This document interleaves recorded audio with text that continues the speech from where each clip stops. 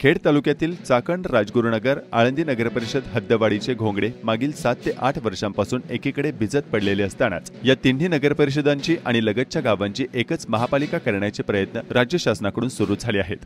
चाकण, राजगुरुनगर, आळंदी नगरपरिषद यांची एकच नवीन महापालिका करण्यासाठी मुख्य कार्यकारी अधिकारी जिल्हा परिषद पुणे, जिल्हाधिकारी पुणे, महानगर प्रदेश विकास प्राधिकरण व आयुक्त पिंपरी चिंचवड महानगरपालिका, आयुक्त पुणे महानगरपालिका यांनी सकारात्मक अहवाल देऊन महानगरपालिका स्थापन व्हावी असा अभिप्राय दिला आहे। स्थानिक आणि ग्रामपंचायती आणि पालिकांतील नागरिकांची विरोधाची भूमिका आहे। याबाबत पुणे लाईव्ह नागरिकांची भूमिका पुढील काळात जाणून घेणार आहे। आज याबाबत खेड तालुक्यातील पत्रकारांशी संपर्क साधला असता त्यांनी नेमकं काय सांगितले जाणून घेऊया।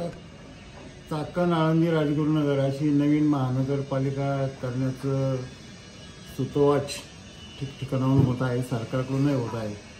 पिंपरी चिंचवड, पुणे आणि PMRD या संस्थांनी सरकारला कळवलं आहे की नवीन महानगरपालिका करावी, कारण ही गावं खेड तालुक्यातली आमच्यावर समाविष्ट करून आम्हाला त्यांचं एकंदर कामकाज शक्य होणार नाही, त्यामुळे ती स्वतंत्र महानगरपालिका करावी।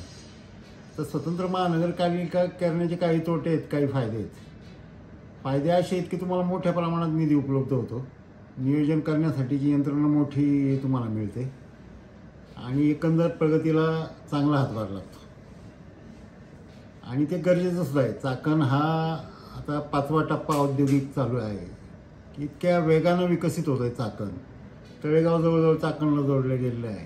इकडे खेडच्या भागात सेज पण हळूहळू वाढतोय। हे सगळं जर औद्योगिक क्षेत्र इतक्या मोठ्या प्रमाणात वाढत असेल तर या सगळं रस्ते, पाणी, वीज, सांडपाणी, तुमचं पार्किंग, अतिक्रमणे याच्या नियोजनासाठी महानगरपालिकाच पाहिजे। ग्रामपंचायतीची किती इच्छा असली की महानगरपालिकेत आपण समाविष्ट होऊ नये, आपलं अस्तित्व स्वतंत्र राहावं, तर पण ग्रामपंचायतींना हे आव्हानं जी आहेत, वाढत्या लोकसंख्येची, वाढत्या सगळ्याच रहदारीची असेल, वाहतुकीची असेल, लोकसंख्येबरोबर ज्या सगळ्या गोष्टी वाढतात त्यांची जबाबदारी ग्रामपंचायत पेलूच शकणार नाहीत काही दिवसांनी, हे सत्य आहे आणि हे आपण स्वीकारलं पाहिजे। त्यामुळं याचा जर तुम्हाला एकात्मिक विकास हवा असेल, ह्या औद्योगिक तालुक्यात जवळजवळ आता काही पश्चिम भाग, पूर्व भाग थोडा सोडला संपूर्ण तालुक्यात औद्योगिक होते, तर याचा एकात्मिक विकास हवा असेल तर महानगरपालिकेला निश्चित पर्याय नाही। आता विविध राजकीय कार्यकर्त्यांना काय भीती वाटते की बाबा आपलं राजकीय अस्तित्व संपेल का, आपलं राजकीय महत्त्व कमी होईल का, तर असं काही नव्हतं। महानगरपालिकेच्या रूपात